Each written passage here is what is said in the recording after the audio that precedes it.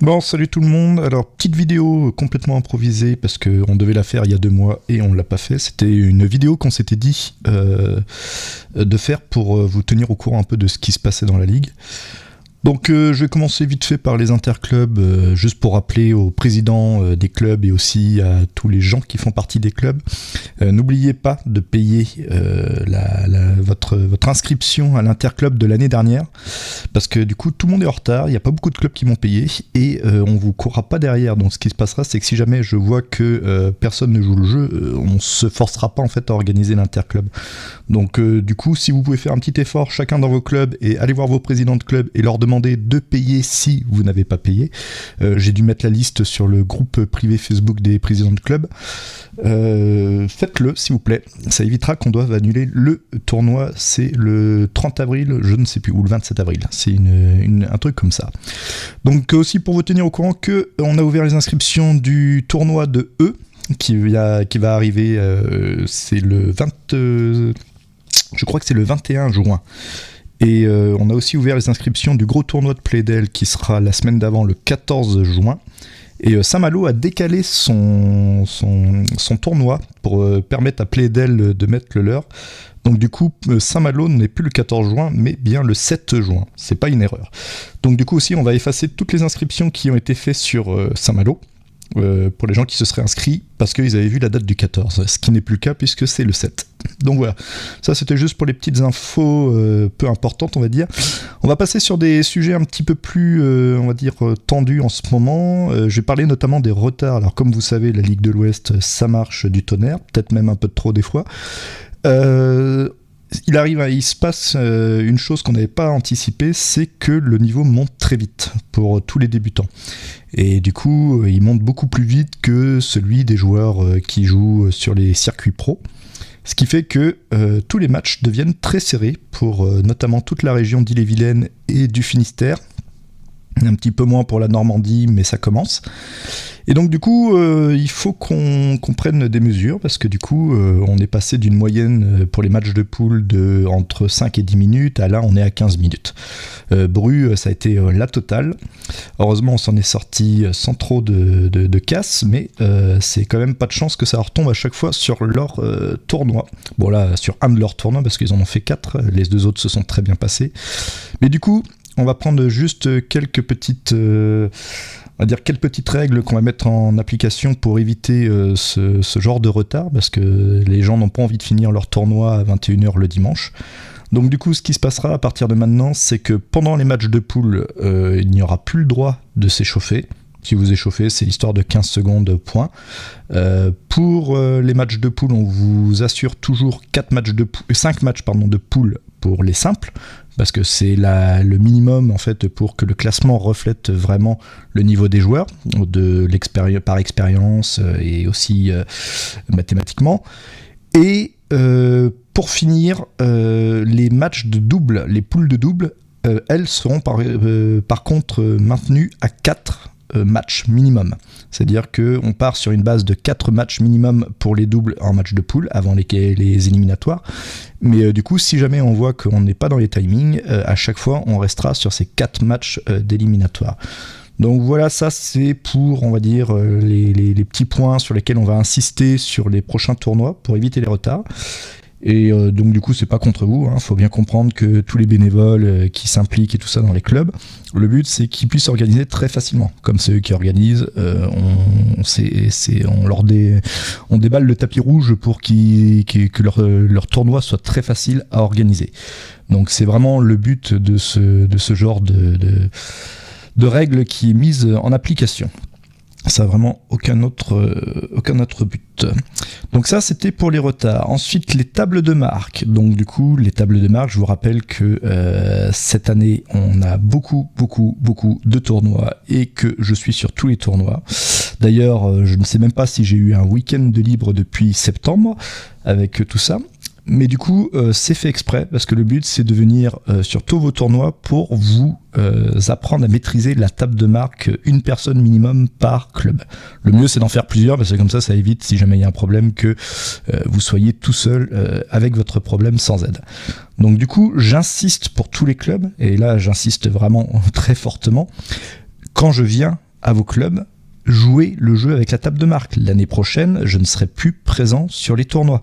Et c'est pas parce que je vous aime pas ou quoi que ce soit, c'est juste que moi, le but, c'est de développer le baby-foot, pas d'entretenir des clubs qui fonctionnent déjà.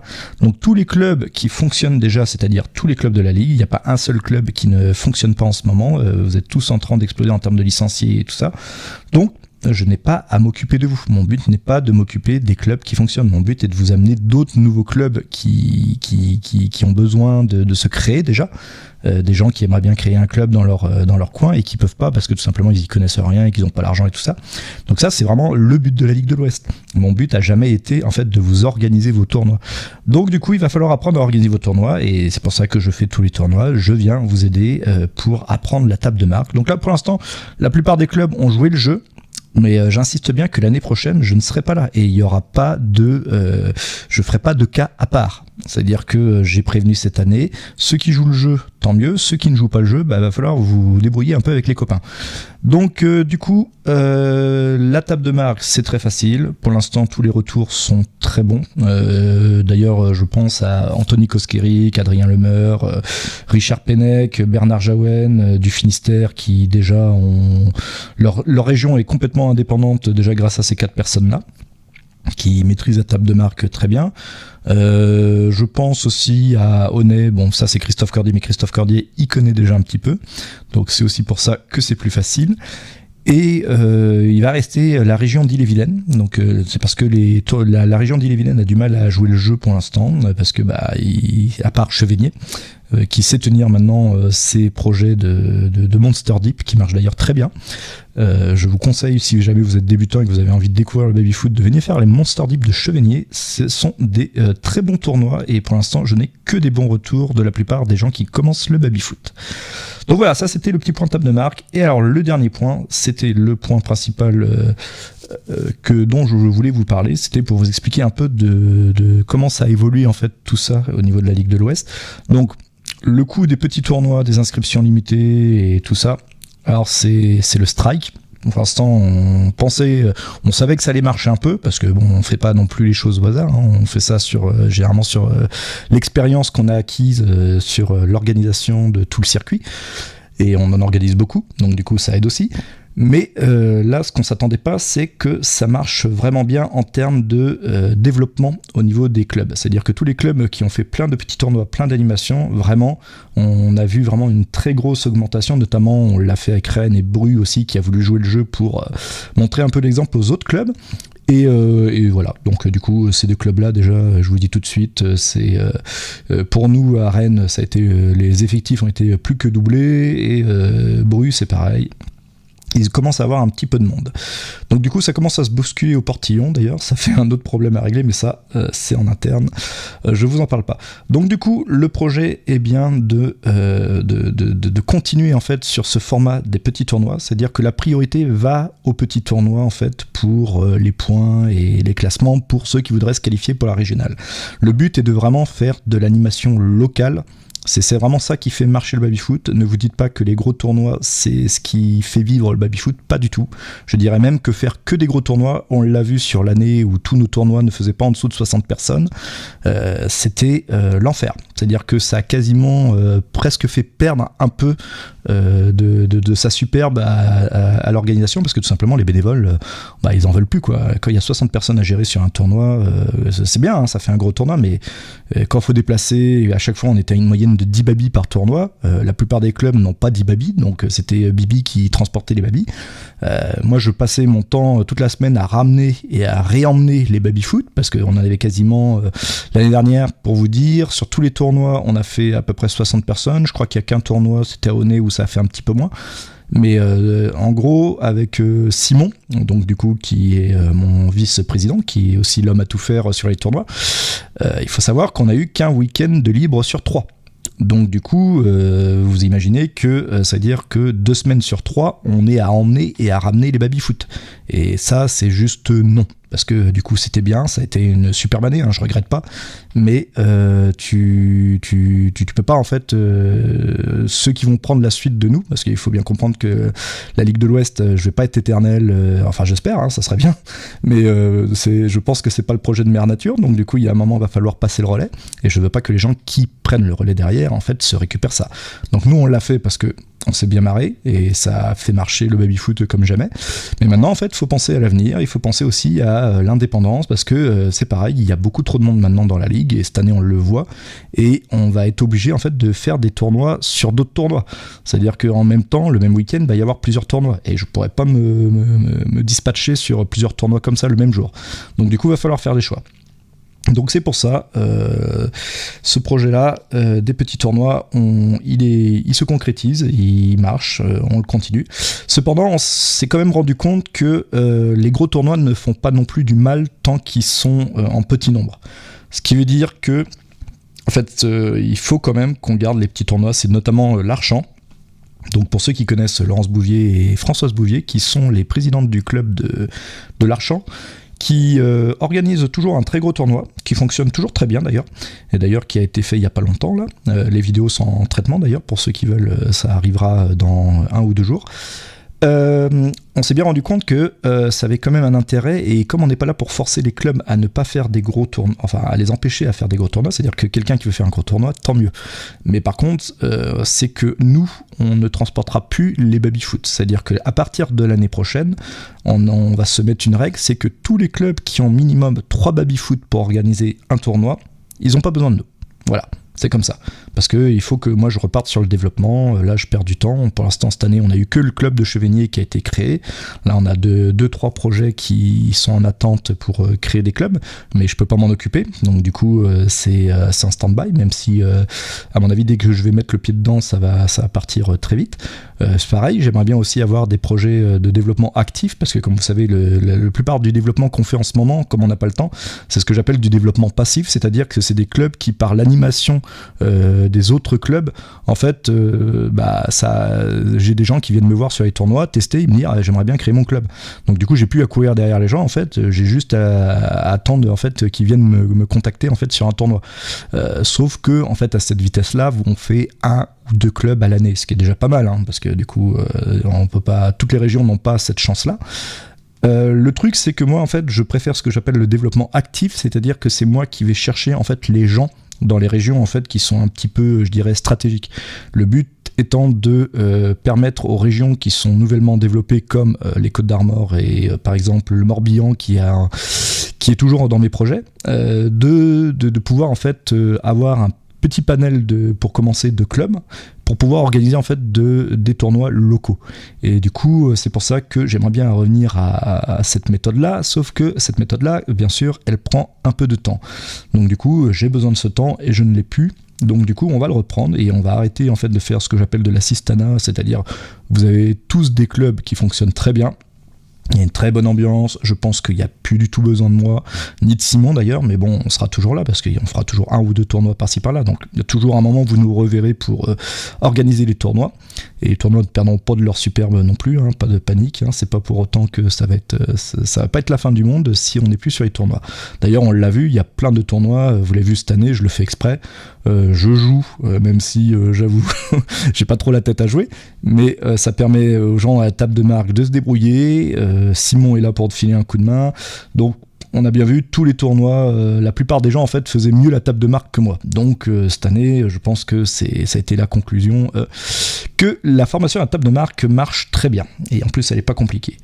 Donc voilà, ça c'était pour les projets. Donc ce qui va se passer, c'est qu'on va passer sur un format où, bien sûr, il y aura toujours tous ces petits tournois qui seront organisés par les clubs, qui compteront pour le classement de la Ligue de l'Ouest, mais il y aura aussi le tournoi, les gros tournois, et donc c'est à ça qu'on va réfléchir avec Simon, Laurent et Flavien, faire des gros tournois en fait qui seront distribués. Un peu comme le système qu'on voit sur la Fédé, hein, il n'y a rien de nouveau.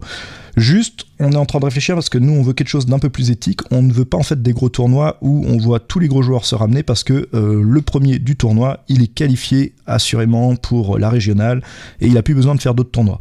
parce que je vous rappelle que nous, le but, c'est de faire jouer les gros joueurs avec les petits joueurs sur les tournois, pour permettre en fait l'échange de la technique entre les gros joueurs et les petits joueurs. Bon, ceux qui font nos tournois régulièrement savent comment ça se passe.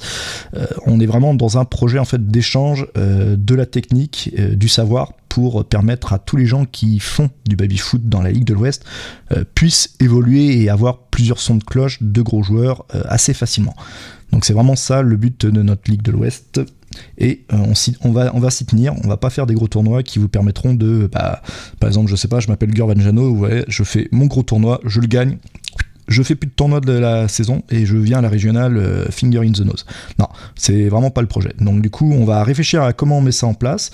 Il y aura sûrement en fait des boosts de points, c'est-à-dire qu'on mettra plus de points, bien sûr. Il y aura sûrement en fait, on va voir comment en fait on met nos mécaniques pour essayer de rendre ces tournois attractifs, parce que ça va être des tournois qui sont très lourds d'organisation. D'ailleurs, tous ceux qui les font peuvent vous le dire. On n'aidera plus du tout à l'organisation. On aidera peut-être à la table de marque, ça on va voir, ça en négociation, on va en parler avec les gars, parce que il faut qu'on mette en fait en place vraiment un tableau des priorités sur lesquelles on doit vraiment être présent. Moi je pense au développement notamment, et est-ce que ça nous laisse la place de prioriser aussi les tables de marque des gros tournois, et est-ce que c'est justifié d'aider plutôt les tables de marque des gros tournois que des petits tournois. Donc ça sera, on va en débattre. De toute façon il y aura comme d'habitude notre AG qu'on va faire fin mai, voire mois de juin, quand ça sera peut-être plus calme, parce que quoi que ça va pas être plus calme, parce que j'ai vu qu'on avait tous les week-ends de prix jusqu'à fin juin. Je crois qu'il reste 2 ou 3 week-ends de libre où il y a des tournois qui commencent à se poser. Donc je pense que ça va être quand même mouvementé. On verra, de toute façon vous serez prévenus sur la page Facebook quand on fera tout ça. Dernier petit point, pour ceux qui font le tournoi de Rennes, désolé, on va annuler le tournoi de Rennes. Alors je sais qu'il y a beaucoup de gens qui sont tristes, notamment 11 personnes qui étaient inscrites, mais 11 personnes ça fait pas beaucoup, le tournoi marche pas, vous inquiétez pas, nous ça nous arrange très bien, ça va nous faire notre premier week-end de libre, on va en profiter, Laurent Simon, tout le monde part au championnat de France des clubs, donc très bien. Donc je vous préviens, ça sera redit en écrit sur le Facebook. Le tournoi de Rennes est officiellement annulé depuis 5 minutes. Enfin plus que ça, on l'avait décidé avant, mais on s'y attendait. Donc ça, voilà pour ça. Et dernier petit point, c'est pour le site web. Donc il y en a déjà qui le savent, notamment Johan, enfin ceux avec qui je parle dans l'organisation de la Ligue de l'Ouest. Johan Chaperon du club de Jalnay. Nous et aussi Simon. Nous allons en fait avoir un site web, d'ailleurs il est déjà en place, c'est juste qu'il faut qu'on s'attelle à mettre en place en fait ce qu'on veut y afficher dessus et comment on veut que ça soit présenté. Donc du coup merci, donc c'est Fabrice Doué du club de... Alors, je sais pas s'il est de Mondeville ou de Villers-Bocage, je crois qu'il est de Mondeville, et du coup merci à lui, parce que du coup c'est grâce à ses services qu'on peut arriver à ça, bien sûr.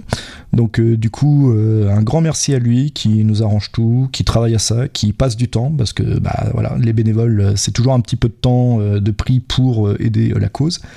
Donc un grand merci à toi Fabrice si tu regardes la vidéo.